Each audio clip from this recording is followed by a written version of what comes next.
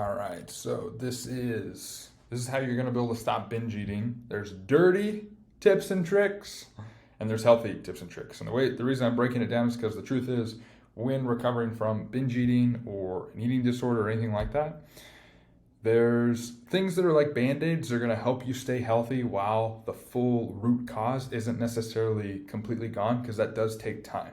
Like, that takes work, that takes effort. While we're working really hard to do those things, it still is nice to have simple tips and tricks. They're just going to be like, they're going to still keep you healthy. They're going to still keep, your body functioning the way it should, still keep you feeling good, help with confidence, all that kind of stuff. And so that's what this kind of goes down to, essentially how to stop the binge eating.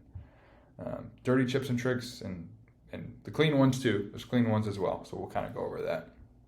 But how it's broken down, it's essentially that. So I'm gonna bring over that whiteboard, because the first thing to understand how to stop binging is understanding what the actual cycle is and what it looks like. And this is the same cycle that everybody, so like, you're not alone in this. There's so many people that have been through this. So let me grab this real quick. All right. Let's see. So I'm gonna try to do this with just my hands here. See how this goes. So this is usually any diet or a binge cycle. This is what everybody goes through. And when you understand this, that's step one to being able to break it. Step two is, again, working through different things, but like step one, you have to be able to understand first. So number one, let's just start with the diet. You've decided, hey, it's Monday, we're gonna start keto diet, or we're gonna start counting calories, or we're gonna start whatever the thing is. But we start the diet, we start the thing that's going to get us the body, the health, the whatever it is that we're wanting. Then life happens. We have feelings, we have cravings, we have bad things happen, all of that kind of stuff. Feelings and cravings happen. The next thing that happens is we might break the diet, we break the binge, or we have something bad just a little bit, but we break it in some way. We don't keep with whatever it is that we were trying to. That leaves us to feelings of, hey, wow, I feel bad, I feel like a loser, I feel like I failed, I messed up. That leads us to binge more, or overeat, or say, you know what, screw it, I'm just gonna be done. I'm gonna eat whatever I want. Then when we do that, that leads us to feelings of, okay, wow, now there's more guilt, more shame, more feeling bad about ourselves. That feeling bad about ourselves, those feelings, when we get to the next part of the loop, those bad feelings typically create the desire for us to want to do another diet, or for us to do another thing. And then when we feel like, hey, we should go on another diet, let's try something different, we go on another diet, we restrict, we do whatever the thing is, and we are back at the top of that loop that's going to continue to perpetuate.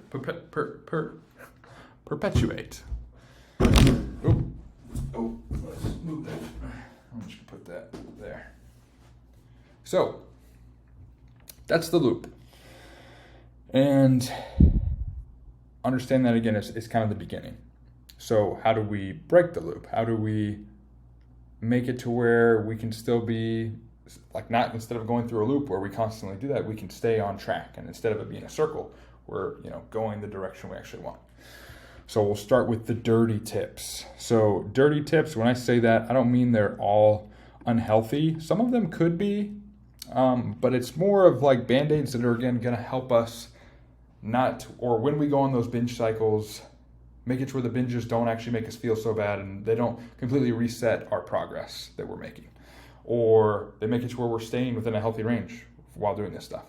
So this is some of the stuff that I've used, other people have used, but I actually, like, even to this day, some of these things are just healthy things to do. They're just healthy replacements or anything like that. So to start, okay, for a lot of people, drinking is important. And so one of them is understanding different diet drinks, 0-calorie drinks. Now, yes, there are some that are bad for you, have aspartame, all these bad things, but there's also some that are good for you. And so actually, because there's a lot listed here, and I can't necessarily go over all of them, click the link below. There's going to be a blog that literally has every one of these listed. I'm just going to go over like my top tips here, because there's a lot longer of a blog that has all of these. But there used to be these, if you guys don't know this, there's hot chocolate. That's one of my favorite to mention. There is a like low-calorie hot chocolate, super good. I'd recommend doing that one. There's Diet Snapple. There's diet vanilla. There's diet cream soda. That's a good one. I really like that one. There's these things called Olipop, which are amazing. They taste like soda. They're 25 calories, very healthy. Again, I have a whole list. Just click the link below. You can kind of see the blog that's going to give you more in-depth stuff. But yeah, so there's that. Then besides drinks, then you're going to want to do things you can actually eat that you might be able to have more than a normal amount, but you'll be able to feel good about having it. So things that add volume. You want to think, how am I going to add volume so I stay full all day? Or so I feel full at every single meal, or I feel like, I've eaten a good amount. So what are tips for volume? Number one of my best snacks for doing it that are almost like negative calories because they have the vinegar in them, which is actually good for you, and also sodium. So if you're sweating a lot, they're good for you, but they're also like 0 calories, and it's pickles. So if you just get normal dill pickles and you eat like 1 to 2 of those, it does satisfy a good amount. So like if you're like, hey, wow, I'm feeling need for something savory, that's one of my favorites. I also used to add those on my salads because my salads sometimes get boring, and you're like, man, this is all healthy and it's great to eat, but like this is boring. So I would add pickles to my salad, and actually it tasted pretty good. So I would just test that out. Something else volume-wise as a tip is just before every single meal, drinking 20 ounces of water, 16 ounces of water. That's going to help it feel like it's a lot, and it even aids with digestion. So that is a really good thing, even if you are, eating whatever. It doesn't matter what you're eating. It's going to help you feel fuller, but also it'll actually help with you digesting it, which is good. And hydration, very important one. Egg whites. A lot of people don't realize you can put egg whites in your oatmeal and it tastes good. You can put egg whites in vegetables in the morning, and then it's really low calorie and high protein. You can get a lot of volume of egg whites with very little calories where you can feel guilt free. You can have a whole pan of egg whites where you're having a lot of protein and it's good for you, and add some vegetables in there, really healthy. And then it's also voluminous, and you're having 50 calories for breakfast, and yet it feels like you're having a pretty big meal. And so that's something you can use those in your smoothies. When you whip them, it creates more volume. So they take up a lot of volume, especially when you whip them, which is, again, really, really helpful. I really like that. You can make protein fluff out of it. Again, that's more stuff of that inside the blog. Again, there's just so many. I don't want this video to be super long. And so there's a lot of these for volume tips. Then in terms of there's a lot of options for making just meals more satisfying. So there's no calorie sauces like mustard, sriracha, buffalo sauce, and everything but bagel seasoning. That's a good one too. So the everything bagel seasoning, really, really good. Keeps things taste really, really good. There's kernel seasonings. Again, link to that below so you guys can check that out. There's a syrup that I use that I really like that's almost 0 calorie. I forget what it is. Again, it'll be linked below. I'll put the links to that. But that's a really good one, sugar-free syrup that actually tastes good. What would it be? Where is it?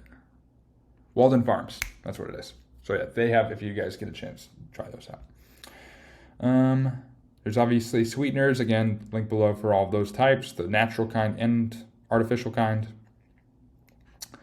But those are, I would say, the dirty tips for essentially you're still binging or you're still overeating maybe, but this is tips on how to make it better.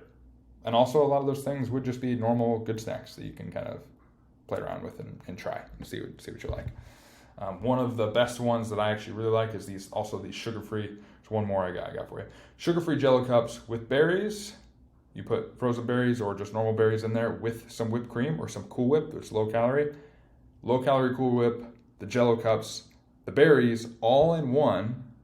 You mix it. It is one of those really good fruit salad things. It tastes very good. Again, the Jello is 10 calories per little tiny Jello thing. So you're getting a lot of volume there. And then you're also getting the whipped cream, which makes it very, very satisfying. And then the berries, so it's a very good mix. I'd recommend doing that one. Very good for if you're you're needing a sweet tooth type thing, which I'm a very sweet tooth type person. It's a healthy snack. And keeping you low calories and you're not feeling guilty about it, which is nice. Then in terms of clean tips for stopping binging, the first thing that a lot of people don't do is really, again, there's deeper work into this, but one of the first things you have to do is figure out what the triggers are. there's typically certain triggers. There's typically certain times of day. There's certain feelings. There's certain emotions. And I'd say the first tip into doing it, and it's not the full process of getting rid of it, but the first tip into actually making it happen is every time you do notice the urge, you need to write. You need to journal it, put it down. And the quickest tip, the quickest way to actually start making progress on this is not only write, but if you do have an accountability buddy or your sponsor, if you're part of the group, you have a sponsor that's assigned with you. When you have that, that's somebody that's daily checking in on you. You're telling them.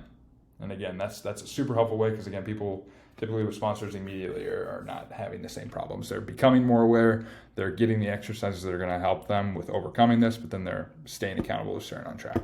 So step one is figuring out what your triggers are.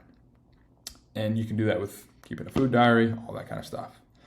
When you see the triggers, then the next thing is managing those. So typically if you're like, man, when I get bored, this typically happens. When I get bored, this typically happens. When you see a pattern, because that's the loop, if you know trigger is boredom, then what you have to do is create, boom, a plan during that process. So when I get bored, I will do X. And you might have to experiment because sometimes X might not work every time.